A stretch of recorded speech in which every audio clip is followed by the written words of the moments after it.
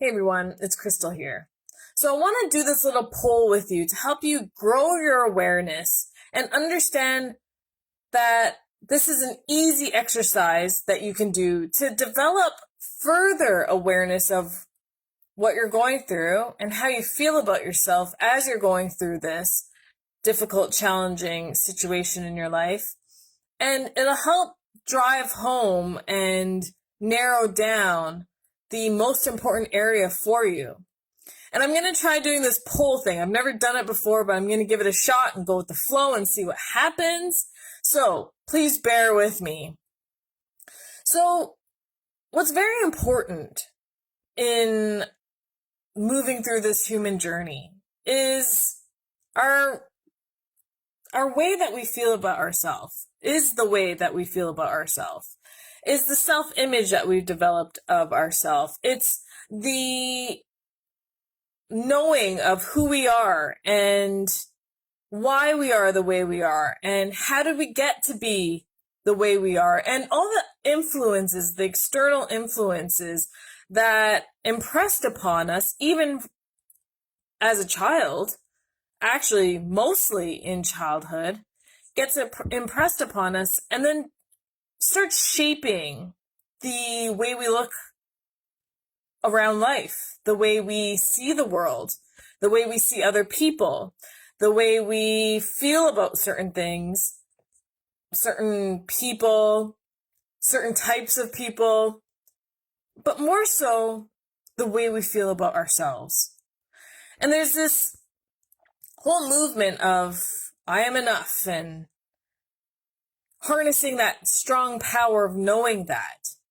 And I think that's all great, but it has to be a feeling that you harness inside. It's not enough to just say the words. There's got to be some power behind the words, which are the feeling tones of the word.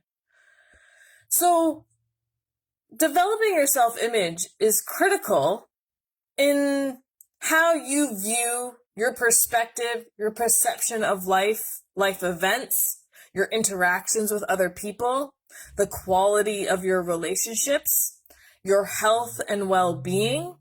This all bleeds into what you do for work as something that you trade time and money for. And it's really important then to understand why self-image has this really important dominating factor in our human journey of how we go about life and the way we feel about ourselves. So I'm going to start this poll and just describe each category, and you can either say yes, that feels like it's right, that's what I'm dealing with, or no, what's the next one? So says my connection's slow. So we're going to start with it didn't save here. So opinions of others. So are you somebody that just cares only about the opinions of others? You require that validation. You need someone to tell you, yep, you're doing it right. No, I don't think that's right. And you require that validation to feel good about yourself. In order to feel like yourself, you need someone to praise you or give you positive reinforcement that you're doing it right. Or maybe you're somebody that is scared to rock the boat because the opinions of others scares you. It paralyzes you. It frightens you. And you require permission to be yourself. And you hold back being yourself because the opinions of others matter so much to you. So if this sounds like you, just answer the poll and we'll unpack this later. So the next category that you may find your self-image suffers in is self-criticism. So if you feel like, I don't know why this isn't working right now. Okay, I don't know if it's working, but if you feel like your self-image requires you to be perfect, you have this perfectionism syndrome where Everything has to look good, be good before you feel good. Or you have this inner dialogue that says, if I don't do this, I can't have that. If I don't feel good enough doing this, or if I don't have all my ducks in order, I don't deserve that.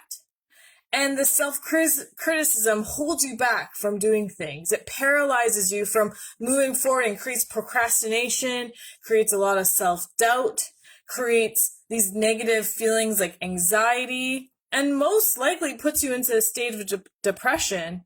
Then your self-image is being controlled by the self-criticism dialogue that's going on. So if that's you and that sounds like what you're suffering from mostly, then hit that vote button. Now the third one is, let me see if I can get it up here. Holding a grudge. Now, this is my favorite one because a lot of people don't realize how this affects your self-image. Now, when you're holding a grudge, you have this resentment. And this resentment is controlling you, controlling the outlook you have on other people.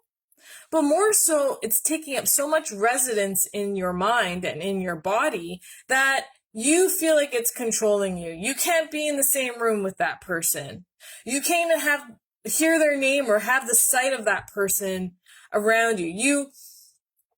You feel like you just have this anger that dominates your baseline of who you are, and you can't even, bring yourself to be in the same room with this person. You'd rather actually take the easy road and not show up at an event at all. And this resentment just builds and turns into bitterness. And if this is something that's dominating your life, then this is controlling your self-image because you're not that person. You don't have normally this resentment, but this resentment is the dominance in your life. So if that sounds like you, definitely vote on that. It won't show your name or anything. So it's all confidential. So the next one is feeling unworthy. Now, so many individuals, I did do the vote. So many individuals don't feel worthy of love because they've never seen a loving relationship, because they never had a loving relationship. Maybe your relationship's always ended and was never able to come to some resolution where you guys can work the problem out and carry on. And you don't feel like you're worth love. You're not worth fighting for. Or maybe you don't feel good enough that you deserve all these beautiful, abundant things in your life. And you feel like this level of guilt for having them. Or maybe you just feel like you'll never have that. And it never will belong to you. You'll never have the house. You'll never be healed. You'll never have whatever is important to you. And you don't feel worthy of even getting good help. You're not worthy of someone's time. You're not worthy of the beautiful things in life. If this is dominating your self-image and creating this negative self-image of yourself where you feel like you don't deserve things and this isn't for you and that you are not worthy of these things, then definitely drop that in the poll. And last but not least, feeling like a failure. If you feel like you're a failure and you feel like because you failed, you weren't gonna move forward with something, or you're too scared to take the risk because you've failed before and you've experienced failure over and over and over again, and you're paralyzed to make a move, you are like hesitant, you look for permission to make a move, but you can't seem to trust yourself to make that move, to trust that you're able to take that risk in life. And you feel like a failure maybe even in childhood because you didn't get the report card that had the grade A's. You didn't win that race. You didn't have that marathon or whatever the case may be. Or maybe you also feel like you're a failure because your relationships never pan out to be longer than they are. That people are always leaving you. And this is a repeat pattern in your life. Or you feel like a failure because you didn't get that job you wanted, or you didn't get that house you wanted.